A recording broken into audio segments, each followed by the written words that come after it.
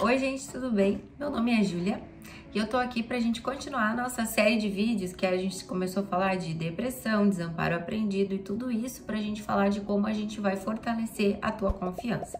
Esses conceitos, super importante entender. E agora a gente vai por trás de uma outra coisa que envolve a tua autoconfiança, que é a procrastinação. A procrastinação, eu quero te trazer um lado diferente de tudo que tu já ouviu, porque envolve um mecanismo de sobrevivência junto e tem perfis de pessoas que vão postergar coisas que outras não. Então, antes da gente falar de fatores importantíssimos da procrastinação, que são conceitos teóricos, bonitinhos, padrões, assim, que é super importante a gente saber, vamos falar desses perfis antes, tá?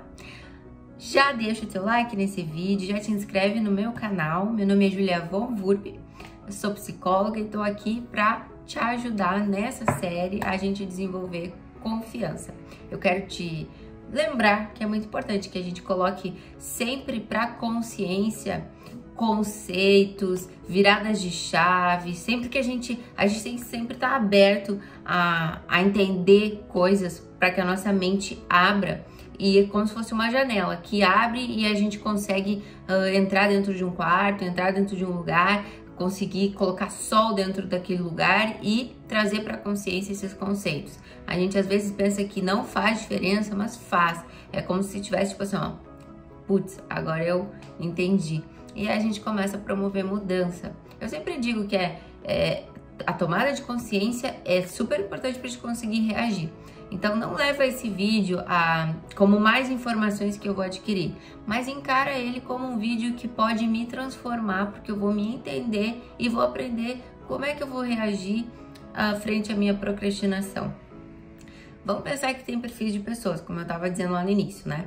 Por exemplo, tem perfis de pessoas que elas são muito emotivas, elas são muito intensas, elas gostam de estar com pessoas, elas gostam de contato e tudo que envolver atividades isoladas, que elas se sintam sozinhas, que elas sintam que elas não vão ter pessoas junto delas, que elas vão ter que fazer tudo muito quietas.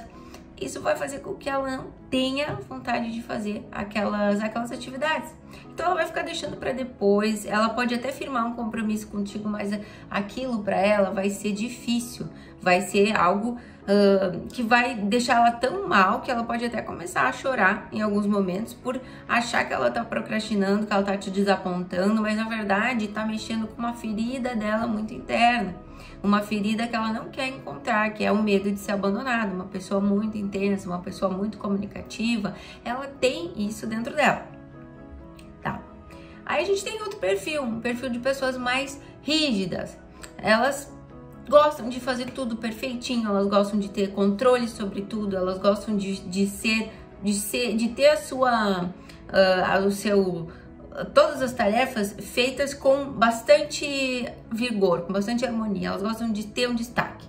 E aí, quando elas têm que fazer algumas coisas, onde talvez elas não se saiam muito bem, onde elas sabem que elas não vão conseguir dar um desempenho tão bom quanto elas esperam delas mesmas, elas não vão querer se colocar nessa situação, elas vão postergar, elas vão deixar lá pro final, elas vão começar por todas que elas têm capacidade, todas que ela vê, elas percebem que elas têm um potencial de se sair bem e vão deixar aquilo, ó, lá pro final.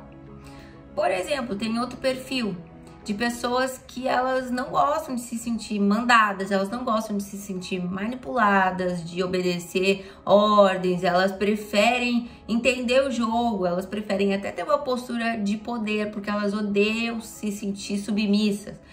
Quando tiver uma atividade que ela for ter que se sentir submissa, que ela se sentir manipulada, que ela se sentir que tem intenções por trás, ela não vai querer. Esse é um perfil de pessoas mais desconfiadas das intenções das pessoas.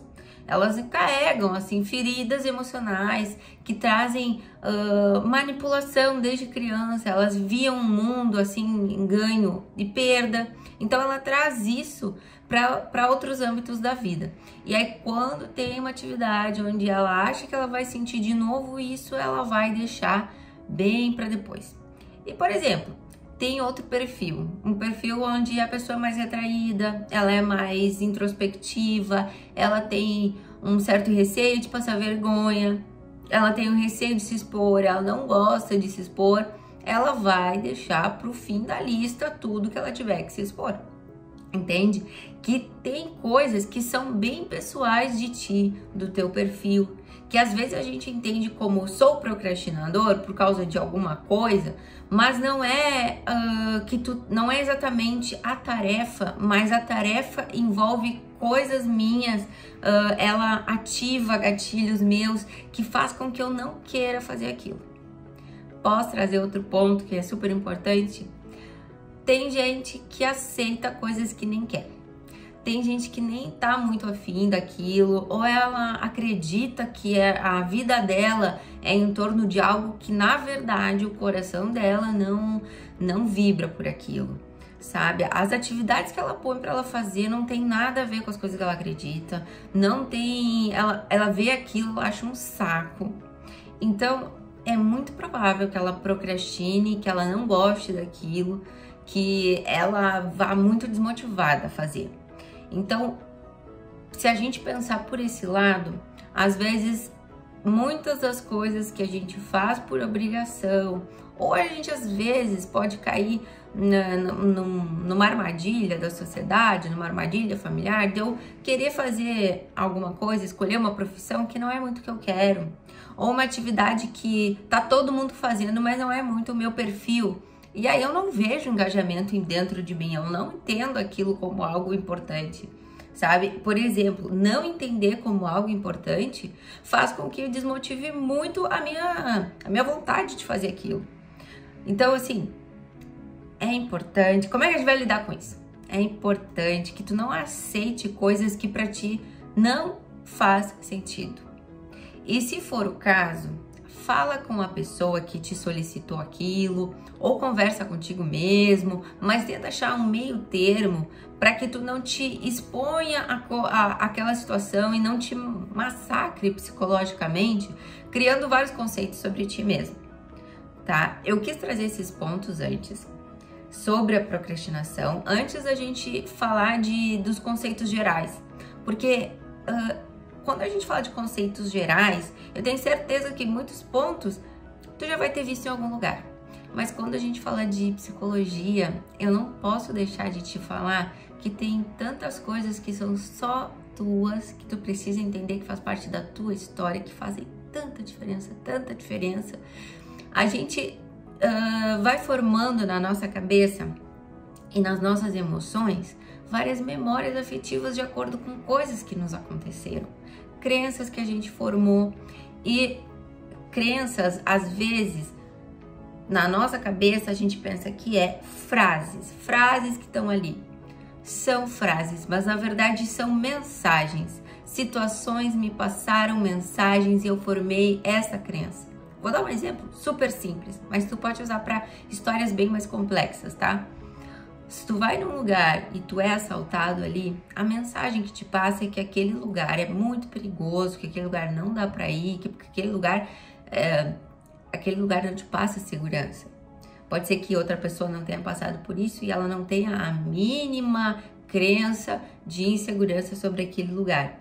E aí vocês dois juntos não falam a mesma língua, não têm a mesma perspectiva.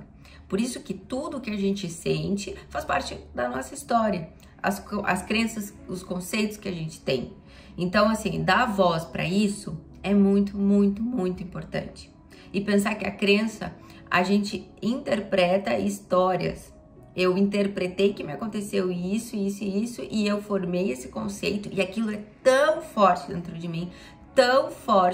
mim, que pode vir outras pessoas falarem que aquilo não muda a minha cabeça.